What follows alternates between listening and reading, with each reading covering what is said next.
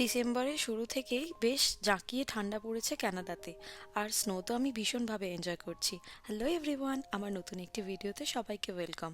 তো গত 1 ডিসেম্বর ছিল আমার বার্থডের দিনটা সবসময় আমি ফ্যামিলির সাথে কাটাতেই পছন্দ করি, আর নিজের বাড়িতে রান্না রান্না করে বাড়ির খেয়ে বাড়িতে থেকে মজা করতেই পছন্দ করি। তো এবারেও সেটাই ভাবলাম। এই এত সুন্দর চারিদিকে স্নোফল হচ্ছে, এই ভিডিওটা ছিল ঠিক আমার বার্থডের আগের দিন, 30 নভেম্বর।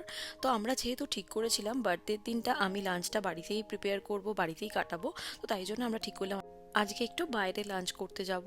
আর আজকে যেহেতু সানডে ছিল, তো আমরা গেছিলাম ইলোরা টাউনের দিকে। ইলোরা টাউন একটা ছোট্ট টাউন, যেটা আমাদের বাড়ির থেকে 1.5 ঘন্টা মতো ডিস্টেন্স। আর এত সুন্দর সেখানে গিয়ে লাগছিল যে চারিদিকে স্নোফল হচ্ছিল। আর এই যে সামনেই নদীটা বয়ে চলে যাচ্ছে, এত সুন্দর দেখতে লাগছিল। সামারে এটার একটা আলাদা সৌন্দর্য, উইন্টারে তো আরোই সুন্দর লাগছিল যে কি বলবো। আর এসেই ছিলাম আমরা এই ছোট্ট ক্যাফেটাতে, আর ক্যাফেটার অ্যাম্বিয়েন্সটা এত সুন্দর লাগছিল। অর্ডারে আমরা নিয়েছিলাম দুটো মকটেলস, আর যেটার নাম ছিল ক্রিসমাস পাঞ্চ। তার সাথে নিয়েছিলাম ওদের স্পেশাল স্যুপ, তার সাথে চিজ গার্লিক ব্রেড, আর নিয়েছিলাম শ্রিম্প লিঙ্গুইনি পাস্তা। এটা আমি ফার্স্ট টাইম ট্রাই করলাম, আর ভীষণ সুন্দর ছিল এটা। এখানে ক্যাফেতে বসে বসে লাঞ্চ করতে করতে বাইরে দেখছিলাম ঝুপঝুপ করে বৃষ্টির মতো বরফ পড়ছিল, আর এত সুন্দর সেটা দেখতে লাগছিল। আর আমরা দুজনে খুব এনজয় করতে করতে বেশ লাঞ্চটা করছিলাম, খুব ভালো লাগছিল।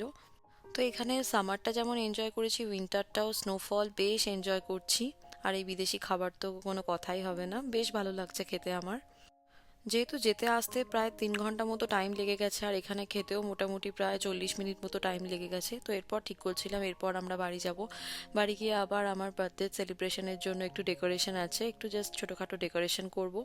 আর তো আজকে রাত্রিবেলা প্রায় 12টার সময় আমাকে উইশ করে, আর এই ডেকোরেশনটা করে আমরা কেক কাটিং করি। আর এই যে কেক কাটিং করার পর আমি নিজেই আগে খেয়ে নিয়েছি, তারপর ও এসে আবার কেক কাটিং করে আমাকে খাইয়ে দিল, তারপর নিজেও খেলাম। কেকটা বেশ টেস্টি ছিল, স্ট্রবেরি আমার ফেভারিট। আজকে আমি পিঙ্ক থিম বার্থডে সেলিব্রেট করেছিলাম। আমার একটা অ্যাকচুয়ালি খুব ইচ্ছা ছিল যে একটা বেশ বারবি পিঙ্ক কালারের একটা ড্রেস পরবো, আর ড্রেস পরে এরকম বার্থডে সেলিব্রেট করবো। আর জন্মদিনের দিন সকালবেলা আমি ঘুম থেকে উঠেই চান টান করে আগে ঠাকুরকে পুজো দিয়ে নিয়েছি।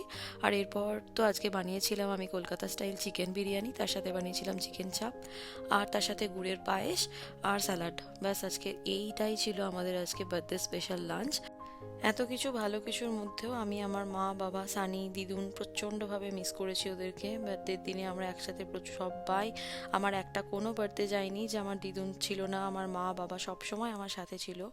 কিন্তু তবুও এখানে আসার পর আমি এই ফার্স্ট টাইম বার্থডে মা বাবাকে ছাড়া সেলিব্রেট করলাম, তো একটু তো ওদের জন্য মন খারাপ হচ্ছিলই। ভালো কিছু রান্না করলেই এখনো কেন জানি না সব থেকে আগে বাবার মুখটাই চোখের সামনে ভাসে। ভিডিও কেমন লেগেছে জানিও। সবাই ভালো থেকো, সুস্থ থেকো, টাটা।